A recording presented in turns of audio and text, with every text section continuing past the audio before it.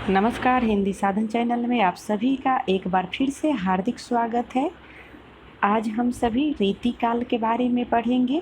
इससे पहले हमने हिंदी साहित्य के इतिहास को पढ़ा, आदिकाल, भक्तिकाल। अब हम सभी रीतिकाल के बारे में पढ़ रहे हैं। तो चले हम शुरू करते हैं रीतिकाल के बारे में। पूर्व पीठिका रीतिकाल का नामकरण विभिन्न विद्वानों के अनुसार निम्न है।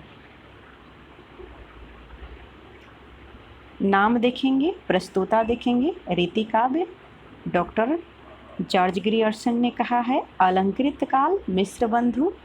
मिश्र बंधु में ये 3 भाई थे, श्याम बिहारी, सुखदेव बिहारी और गणेश बिहारी।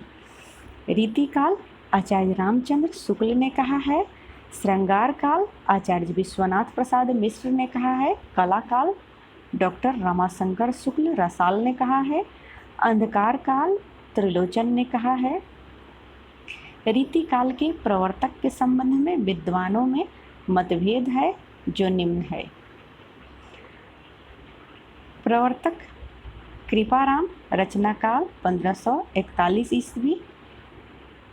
कारण है कालक्रम की दृष्टि केशवदास 1555 ईस्वी से 1617 ईस्वी। प्रस्तोता डॉक्टर नगेंद्र। रचनाकार व्यक्तित्व की समृद्धि की दृष्टि से चिंतामणि 1683 ईस्वी। रामचंद्र शुक्ल। प्रस्तोता कारण अखंड परंपरा चलाने की दृष्टि से। अब हम देखेंगे आचार्य विश्वनाथ प्रसाद मिश्र ने हिंदी साहित्य का अतीत में रीतिकाल का विभाजन निम्न ढंग से किया है। रीतिकाल को श्रृंगार काल कहा है। किसने कहा है आप सभी बताएंगे। इससे पहले हमने ऊपर बता रखा है। तो अब हम सभी जानेंगे रीतिकाल को कैसे, किस भाग में, कितने भागों में बांटा गया। रीतिकाल को रीतिबद्ध धारा और पहला है रीति मुक्त या स्वच्छंद काव्य धारा। अब हम सब जानेंगे रीतिबद्ध धारा में लक्षणबद्ध काव्य धारा, लक्ष्यमात काव्य, और रीति मुक्त में रहस्योन्मुख काव्य, और दूसरा है शुद्ध प्रेम काव्य। आचार्य विश्वनाथ मिश्र ने श्रृंगार काल को 3 भागों में बांटा है। अब देखेंगे वो कौन कौन से भाग है। रीतिबद्ध रचना लक्षणों और उदाहरणों से युक्त होती है। रीति सिद्ध, इसमें रीति की बंधी परिपाटी के अनुकूल स्वतंत्र काव्य रचनाएं होती है। रीति मुक्त, रीति परंपरा की साहित्य रूढ़ियों से मुक्त रचनाएं। आगे बढ़ते हुए आचार्य रामचंद्र शुक्ल ने चिंतामणि त्रिपाठी को रीति काव्य का प्रवर्तक माना है। आप सभी को मैं ये बता दूं, रीतिकाल अत्यंत ही विस्तृत है। इसको मैं आसान तरीके से और छोटे पार्ट में आपको समझाने की कोशिश की हूँ। तो आप, मुझे उम्मीद है कि इसे अच्छे से समझेंगे। आचार्य रामचंद्र शुक्ल ने चिंतामणि त्रिपाठी को रीति काव्य का प्रवर्तक माना है। यहाँ पर आपसे पूछा जा सकता है कि आचार्य रामचंद्र शुक्ल ने किसे रीति काव्य का प्रवर्तक माना है, तो वे है चिंतामणि त्रिपाठी। चिंतामणि त्रिपाठी सिद्धांततः रसवादी आचार्य थे। चिंतामणि त्रिपाठी के सहोदर मतीराम, भूषण और जटाशंकर त्रिपाठी थे।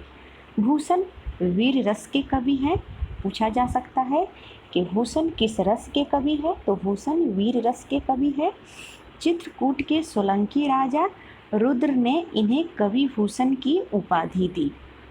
यहाँ पर भी एक प्रश्न बन सकता है कि कवि भूषण को भूषण की उपाधि किसने दी, तो चित्रकूट के सोलंकी राजा रुद्र ने।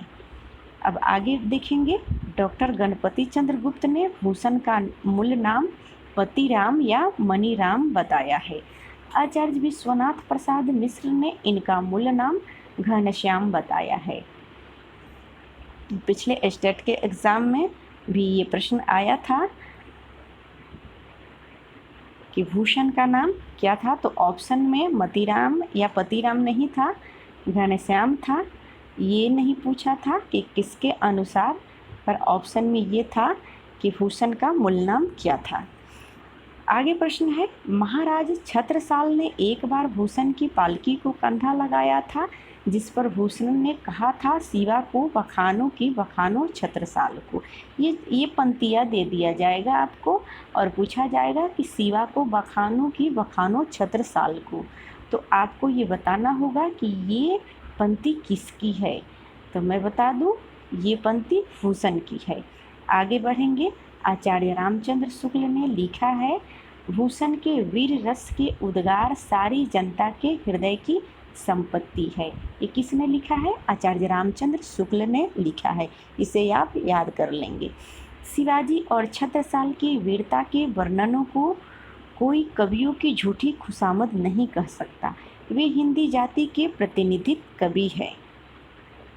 मतीराम चिंतामणि त्रिपाठी और भूषण के सहोदर माने जाते हैं।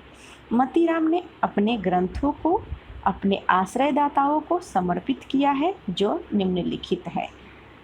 अब देखेंगे मतीराम के कौन कौन से ग्रंथ हैं और उनका विषय क्या है, उनके कौन कौन से आश्रयदाता थे और वे कहाँ कहाँ पे रहे थे, और ग्रंथ कौन है और उसके वर्ष कौन से हैं। तो हम यहाँ पे देखेंगे, जहांगीर के आश्रयदाता में इन्होंने स्थान दिल्ली में फूल मंजरी ग्रंथ की रचना की। इसका वर्ष समय नहीं दिया है। विषय निरूपण, इसमें 60 दोहे में किसी एक फूल का वर्णन है। बहुत ही महत्वपूर्ण कि 60 दोहे में किसी एक फूल का वर्णन किस ग्रंथ में मिलता है? तो फूल मंजरी में। और ये किसकी रचना है? तो ये रचना जो है वो मतीराम की है। आगे है, बिना आश्रयदाता के ये ग्रंथ रसराज है। यहाँ पे कोई आश्रयदाता नहीं है, ग्रंथ रसराज है। श्रृंगार रस निरूपण। तो रसराज जो ग्रंथ है मतीराम की, उन्होंने इस ग्रंथ को किसी के आश्रय में नहीं रचा था और इसकी समय जो सीमा है वो 1663 ईस्वी है। श्रृंगार रस निरूपण है। भाव सिंह हांडा बूंदी स्थान है। ग्रंथ है ललित ललाम है 1664 ईस्वी और इसका विषय निरूपण है अलंकार निरूपण। सेठ भोगनाथ के आश्रय में इन्होंने क्या लिखा था? सतसई लिखा था। 1681 ईस्वी में बिहारी सतसई का अनुकरण करके इन्होंने इस ग्रंथ की रचना की थी। ज्ञानचंद्र के आश्रय में इन्होंने ये कुमायूं, दिल्ली स्थान कुमायूं है और ज्ञानचंद्र के आश्रय में इन्होंने अलंकार पंचाशिखा नाम के ग्रंथ की रचना की। स्वरूप सिंह बुंदेला बुंदेलखंडी वृत्त कौमुदी 1701 ईस्वी छंदों का निरूपण है। अनुपलब्ध ये लक्षण ग्रंथ है। अनुपलब्ध ये भी उपलब्ध नहीं है। साहित्य सार नायिका भेद निरूपण। ये दो ग्रंथ जो लास्ट में दो ग्रंथ है मतीराम के, इनके बारे में ये नहीं है कि ये किनके आश्रय में इन्होंने लिखा था। इसके लिए कोई प्रमाण उपलब्ध नहीं है। आगे देखेंगे, आचार्य शुक्ल ने वृत्त कौमुदी या छंदसार को महाराजा शंभुनाथ सोलंकी के लिए लिखा गया माना है। मतीराम का प्रथम ग्रंथ फूल मंजरी है, किंतु डॉक्टर बच्चन सिंह ने रसराज को ही प्रथम ग्रंथ माना है। इस लाइन को भी आप अच्छे से याद करेंगे। मतीराम का प्रथम ग्रंथ फूल मंजरी है, किंतु डॉक्टर बच्चन सिंह ने रसराज को ही इनका प्रथम ग्रंथ माना है। आचार्य रामचंद्र शुक्ल ने लिखा है, मतीराम किसी रस स्निग्ध और प्रसादपूर्ण भाषा रीति का अनुकरण करने वालों में बहुत ही कम मिलती है। जसवंत सिंह हिंदी साहित्य के प्रधान आचार्य या शिक्षक के रूप में प्रसिद्ध है। जसवंत सिंह ने साहित्य और आध्यात्मिक दो प्रकार की रचनाएं लिखी है जो निम्नलिखित है। ग्रंथ है उनका भाषा भूषण, विषय वस्तु 212 दोहे में अलंकारों का निरूपण है। प्रबोध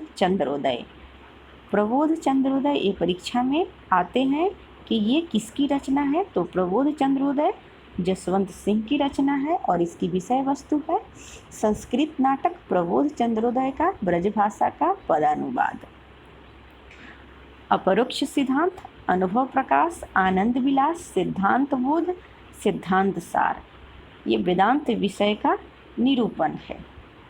अब आगे देखेंगे, सुखदेव मिश्र के संदर्भ में आचार्य शुक्ल ने लिखा है, छंद शास्त्र पर इनका सा विशद निरूपण और किसी कवि ने नहीं किया।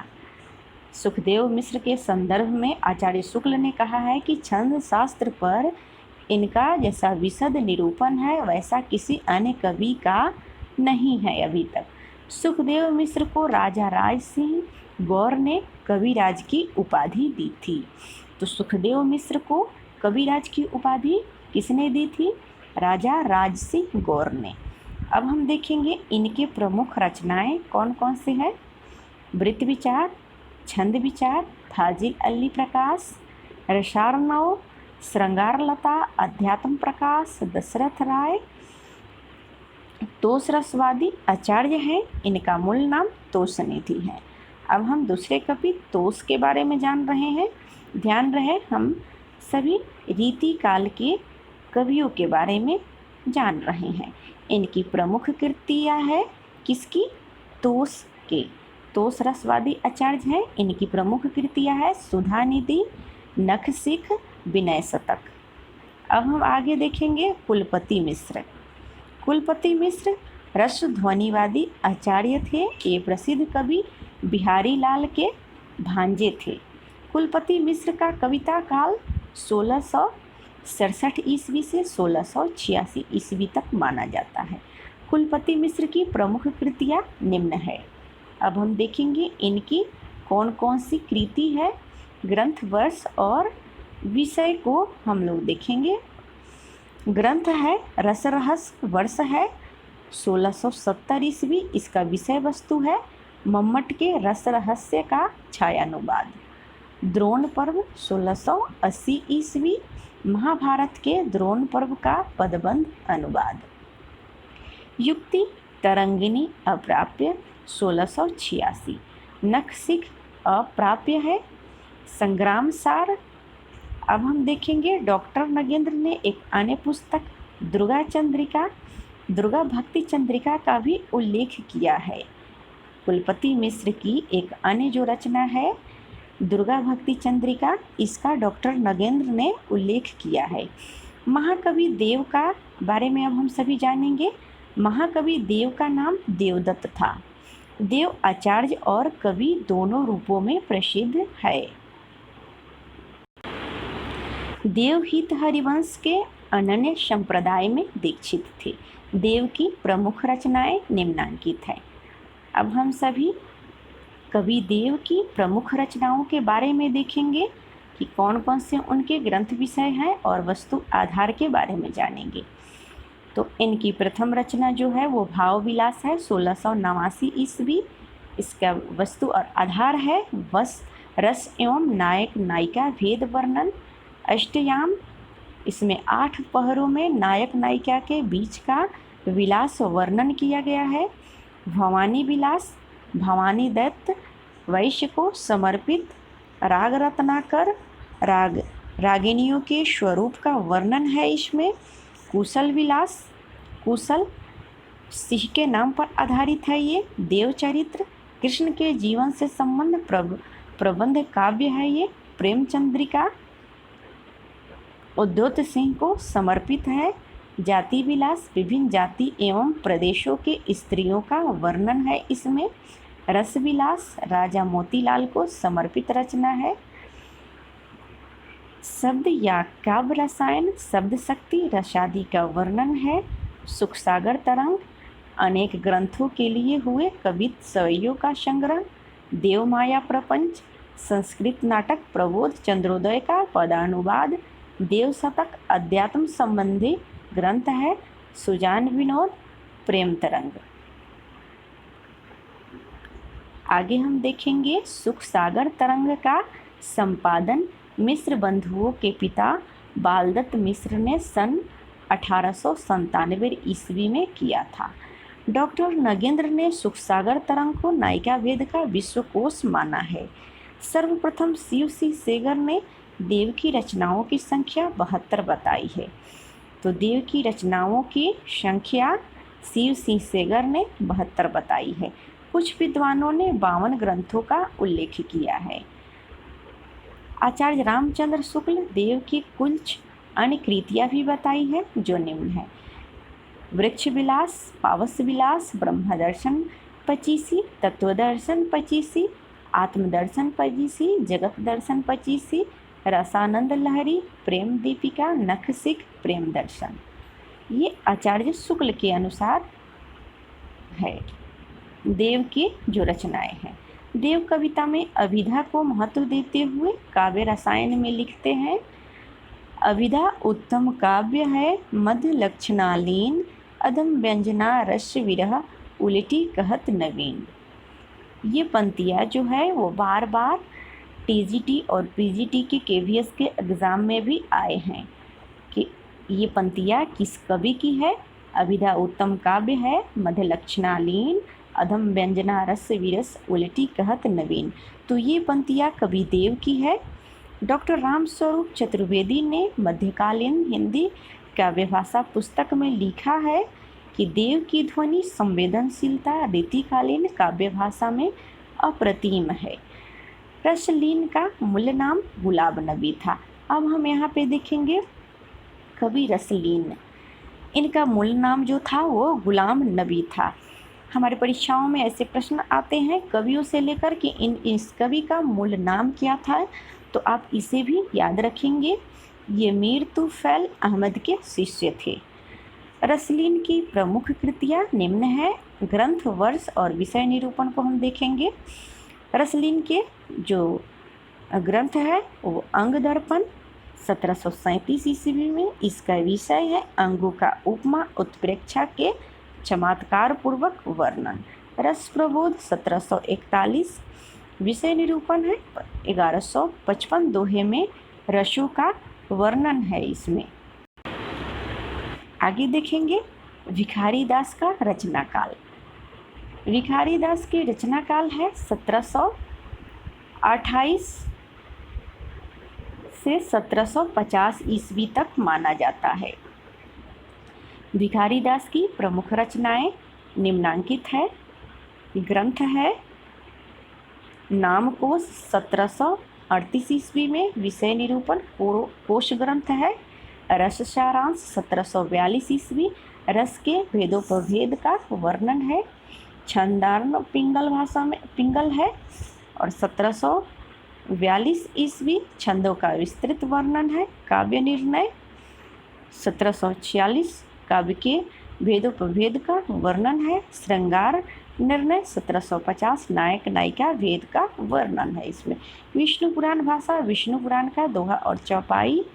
शतरंज सतिका, शतरंज खेलने की तौर तरीके के बारे में। अमरकोश, संस्कृत के अमरकोश का इन्होंने पदानुवाद किया है।